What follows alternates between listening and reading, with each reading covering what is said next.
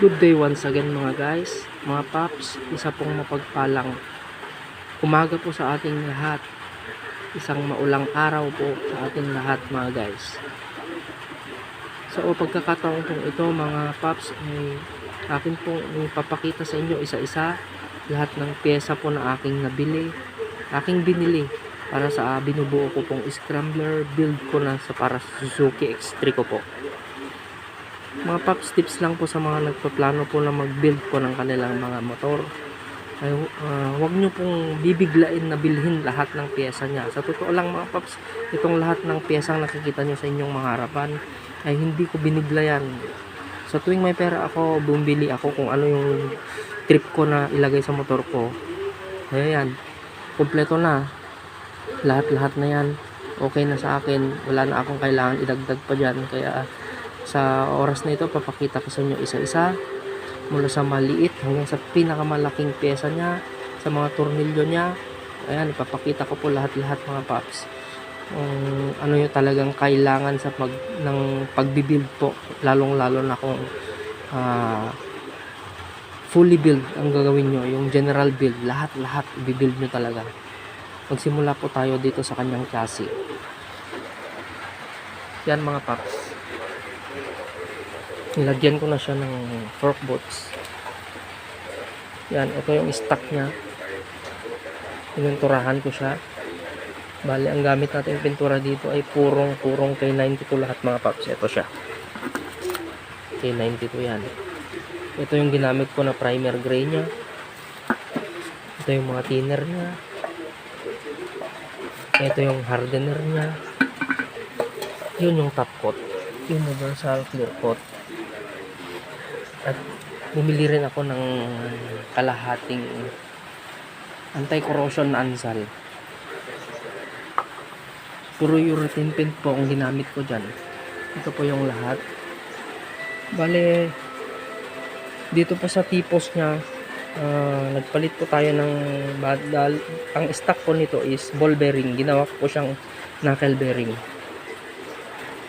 Yan, knuckle bearing na bago na po yan. Tapos dun po sa loob, yung oil seal po niya, bago na rin po yan. Magpalit po tayo. Sisimulan po natin sa mga maliliit na pyesa niya mga paps. Ito po, papakita ko sa inyo. Ito yung mga Allen bolt para dun sa mga takip-takip niya sa side. Yan, Allen bolt na siya.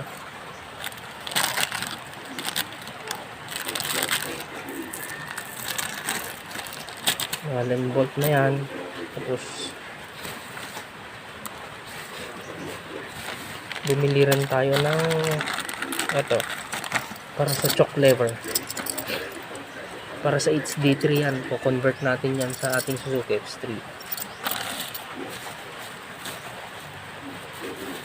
Bumili rin tayo ng nut para sa ating shock sa likuran. Apat yan nakakabit na, yun yung dalawa nakakabit na mga paps. Yan, nakakabit na dun sa kabila yung isa. Ito yung sinasabi ko kanina mga paps na knuckle bearing yan, GP125 upper at lower. Bago yan, nakasago.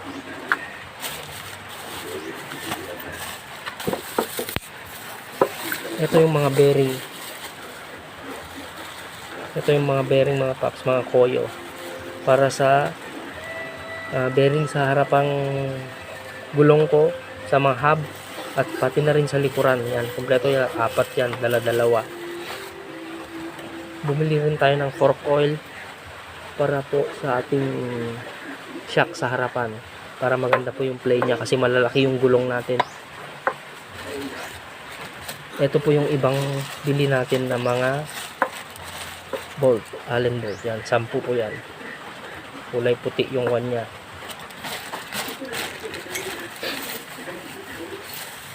Ito yung iba ng mga bolt. Yan, Allen bolt po lahat yan. Para sa makina, Allen bolt po lahat yan. Allen bolt po lahat yan.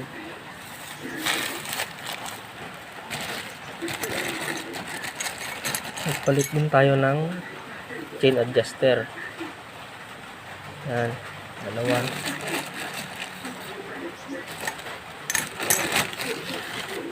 Bumili din tayo ng pang change oil natin. Yan. Bumili din tayo mga paps ng ating headlight bracket. Kuha natin yan sa Shopee. Yan. Bale, ang ginawa ko conversion dito mga paps. Pansinin nyo to. Ito yung dating lagayan ng headlight niya sa stock. Tinutol ko yan. Girind ko tapos pininturahan ko para hindi na ako gagawa pa ng panibagong lagayan ng bracket doon kasi matrabaho pa. Ito na lang ginawa ko, mas maganda pa tingnan. Parang kung tinitignan mo siyang biglang tingnan parang naka inverted fork siya kasi lumaki siya sa tingin ko. Ito yung ating brake caliper. Ito yung brake master natin.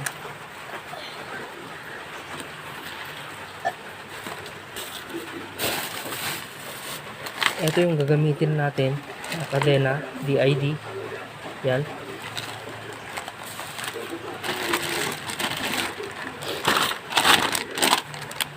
Ito yung throttle natin. Yan.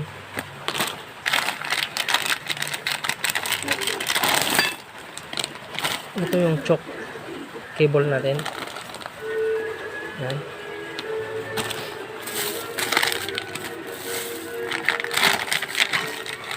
Ito yung gagamitin natin para sa harapan bago tingnan natin. Para sa likuran pala, excuse me mga paps, para sa likuran.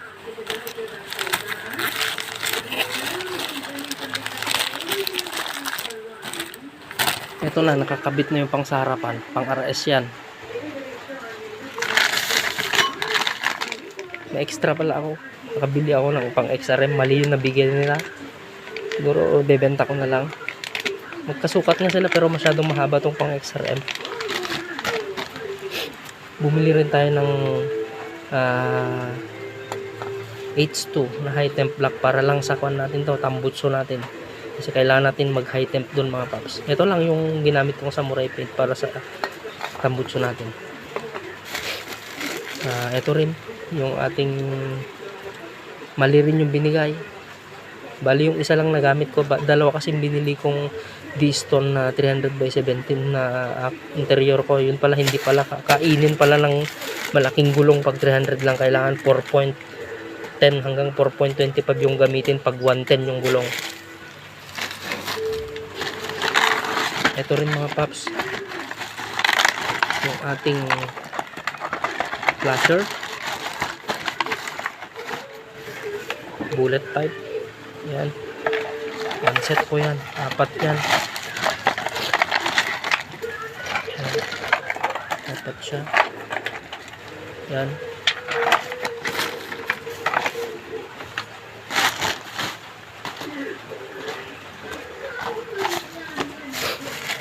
Ito yung sprocket natin sa likod, sa harap, 14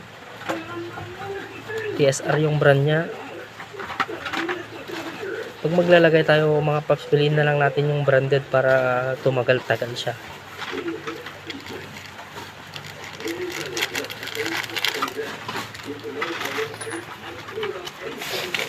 Ito yung ating yan, sprocket sa likod, 40 feet, TSR lang din.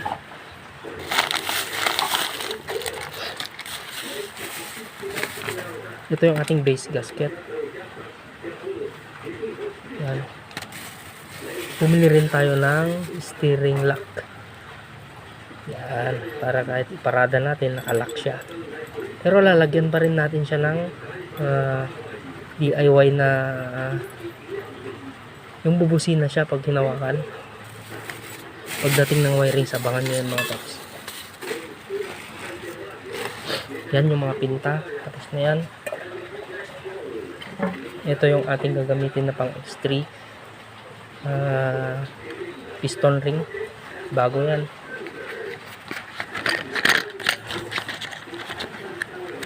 Ito mga paps, piston ring, bago yan. Ito rin yung gagamitin po din natin. Pasensya na paps, mga paps, medyo magalaw kasi ako lang mag-isa, hawak-hawak pa sa isang kamay yung aking cellphone. Yan, ito yung gagamitin natin na throttle housing. May electric, plano ko kasing mag-DIY ng electric starter dito sa motor ko, kaya pag-iipunan ko muna, at this time kasi price yun. Pero kaya itong binili ko para hindi na ako bibili soon kasi kailangan ko sa electric starter.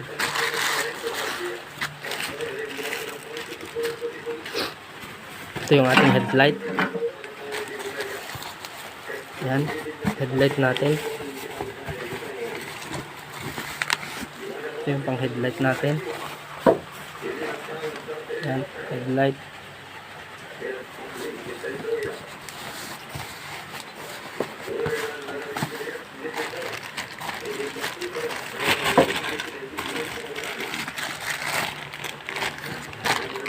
Ito yung domino naman na ating gagamitin.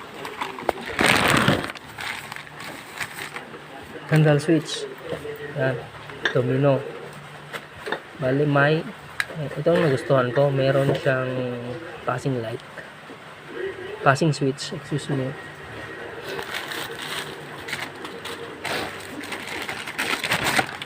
Ito rin yung ating handle grip, black.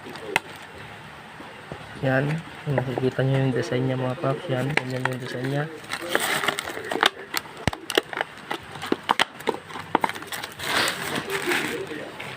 Ito yung sinasabi ko kanina na mga oil seal para sa ating front fork. Ito yung bago nating harness wire kung nagwa-wiring tayo. Yan, old yung nabigay.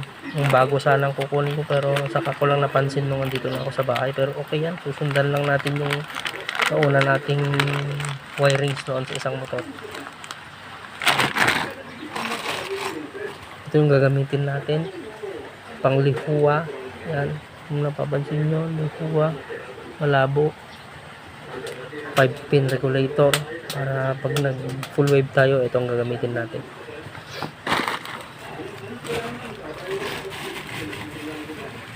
Ito yung headlight grill. Yan mga paps, grills natin para kahit pag hindi mabato o iwas na rin sa pagkabasag yung ating headlight. Yan, headlight grill.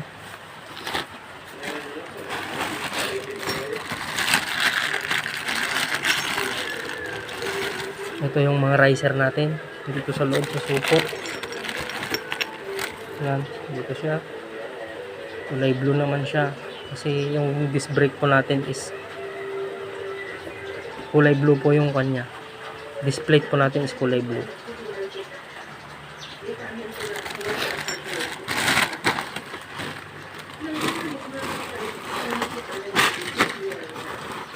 Ito po yung gagamitin natin sa ating pag-wirings mga paps. Kung ayaw nyong gumamit ng electrical tape, ganito ang bilhin nyo, shrinkable tube para secure yung wirings nyo. Bumili rin tayo ng bagong spray gun para sa pintura natin, kaya magagamit pa naman yan sa mga susunod na mga gawain natin pag DIY natin. Ayan, tinago ko na, hindi ko na bubuksan mga paps kasi nakapak na ulit, na at saka nilinis ko na talaga siya kasi tapos na ako sa trabaho ko. Yan, kung may mahiraman naman kayo at marerent na mga compressor o mga air spray gun, better wag na lang kayo bumili, mang-rent na lang kayo. Pero para sa akin, magagamit ko pa to. At ito yung ating universal na lever, left and right mga paps. Yan, ito siya, left and right.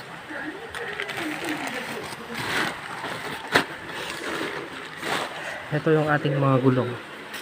Ito yung ating rim, SPD 2.15 yan mga paps. Saglit lang, hanapin natin yung tatak niya. 2.15 yan. Mahirap, hindi mo makita. Hindi makita. Yan, 2.15 by 17. Pininturahan ulit natin siya ng K92. Kasi kinukulang, hindi ako satisfied sa itim na kulay niya. Kaya yan, nilagyan natin ng top coat para maging glossy siya. Tapos yung gulong natin is 110/90/17. Raptor tire siya. Ito naman yung pangharap natin mga paps. Yan yung sinasabi ko ng display ko, kulay blue. Big disc siya. Speedy rin. 2.15 by 17 lang din to. Yan, 2.15 by 17. Yan, at ang sukat po ng aking gulong is 3.25 by 17. Yan mga paps. Yan yung mga kailangan na pyesa. Yan, nakabitin pa lang kasi bubuin pa lang natin. Kulayan lahat yan. Ito yung round naman na ating side mirror. Yan. Ito yung ating mga tapalodo. Ito yung ating underneath. Umawa tayo mga paps. At ito yung isa, yung 300mm na 400mm ata to. 400mm. Ewan ko, basta yung mahaba to na shock. Ito yung ating mga nakabitin dyan, makikita nyo, yun yung gawa natin, yung may butas-butas doon. Yun yung ating handle cover para may dating. Yun yung fabricated natin, ang dumi-dumi na lata yan, ginawa lang natin, linatero natin ng mano-mano. Ito yung skid plate natin, ginawa natin. Yan, takip ng yung makina ba, makina ng kuliglig. Yan, DIY lang natin. Ito pa pala isa paps. Ito, maglalagay tayo ng hanging footrest. Dito siya, ito yung lagayan. Yan, dito siya. Ano pa nga ba?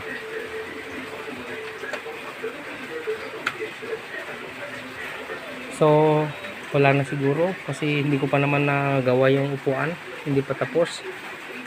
Kaya yung mga paps, yung mga pyesa na dapat yung bilhin pag magbibuild kayo, yan, nakalat na lahat, pasensya na, parang basura, pero hindi pa kasi nabubuksan lahat yan kaya may mga supot-supot pa siya para hindi siya masyadong madumihan. Saka ko lang ayusin yan pag ikakabit ko na para malinis-linis siya, hindi siya malalagyan ng alikabok.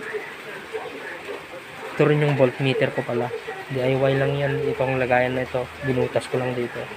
Pero ang gagawin ko natin dyan mga paps, alisin ko ulit, lagawan ko ng bracket para dun sa harap siya kukonekta. Yan. Abang-abang lang mga paps sa susunod na ating pag-wiring naman. Buong harness wiring niya ilalatag natin. At yung sa susunod mga paps, yung pinakalas, yung pricing na sinasabi ko, yung pagbubuo po natin ng electric starter dito sa ating Suzuki X3. Kaya pag-ipunan po natin yan, abang-abang lang kayo mga paps. Isang mapagpalang umaga po sa ating lahat. God bless us all. Thank you.